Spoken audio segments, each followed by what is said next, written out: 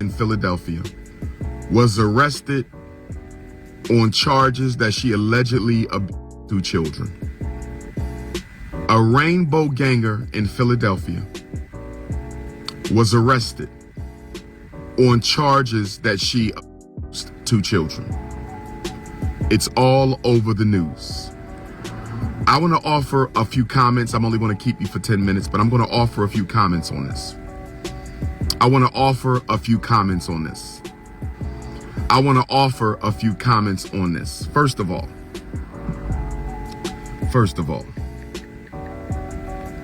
let me see here.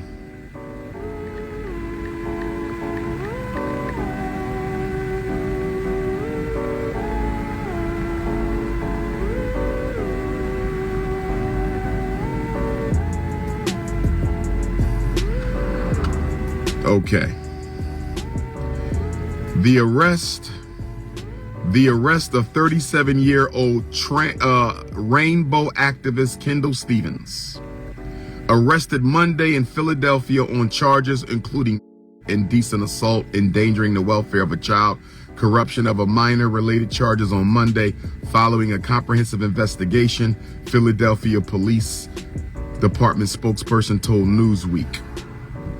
Okay? This rainbow community lady is a transgender. Okay? And I'll be the first one to tell you, I don't believe that all transgenders abuse children. I don't believe that all rainbow gangers abuse children. But I do want to let you know this. As someone who has worked with children for 25 years, psychologically, therapeutically, socially, and every other way, many of our children come into that lifestyle by way of introduction, by way of child molestation. Okay?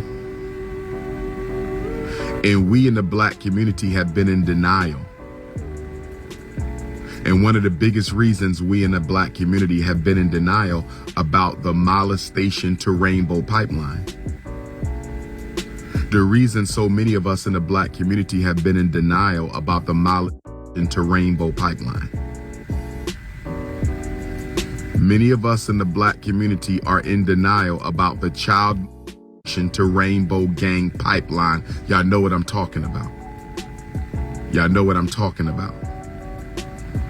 And the reason we are in denial about the molestation to rainbow gang pipeline is if we were to admit as Africans,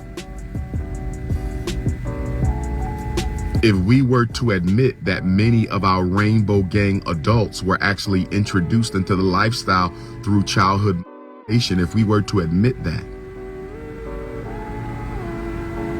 that would force us as a community to take a long, hard look in the mirror. It would force us as a community to take a long, hard look at ourselves.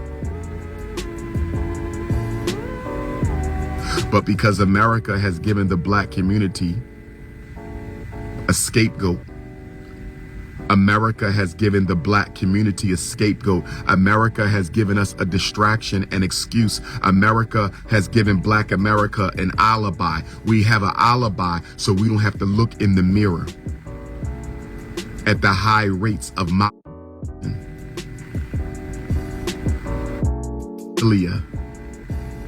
child pornography, child grooming that takes place in the Black community. We don't like to talk about that.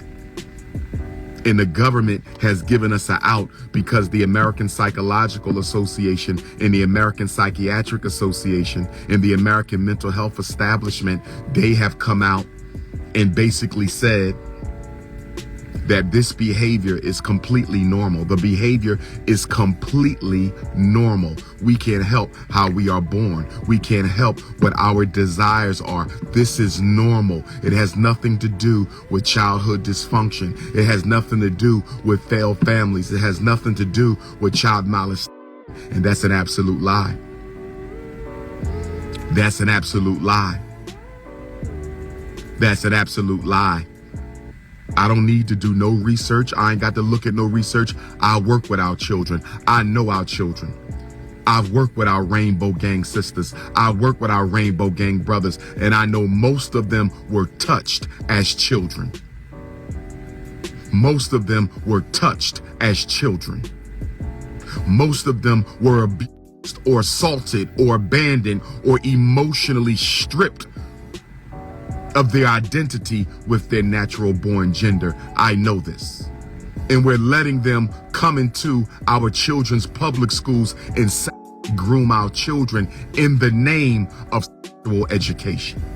We're letting them come into the charter schools and public schools, even so-called African-centered schools. We're letting them come in there and groom our children under the disguise of education. Black America is under a demonic hypnosis. Finally, somebody from the Rainbow Gang has been exposed for children. Finally, because all we've been hearing about is straight people. As if that community doesn't suffer the same psychopathology. All we've been hearing about is straight people. Now we have a prominent rainbow activist. He, she ain't the first. She, he ain't the first. He, she ain't the first. Him, her, him, it ain't the first. There's many more. But because there's an agenda to normalize the behavior in the interest of African genocide. But because there's an agenda to normalize the behavior in the interest of African genocide. Because there's an agenda to normalize the behavior in the interest of African genocide, Black America looks the other way. You know how many phone calls I've gotten about black pastors? You know how many phone calls I've gotten about black churches whose leadership either participates in the abuse of children or turns a blind eye to it? Come on, family. Come on, family.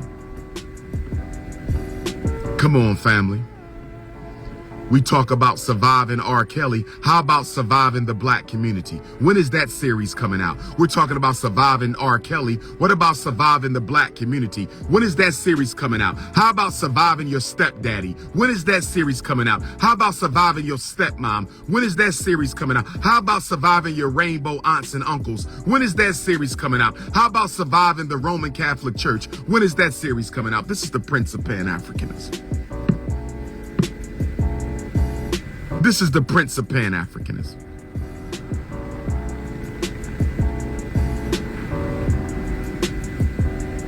And I want to say this.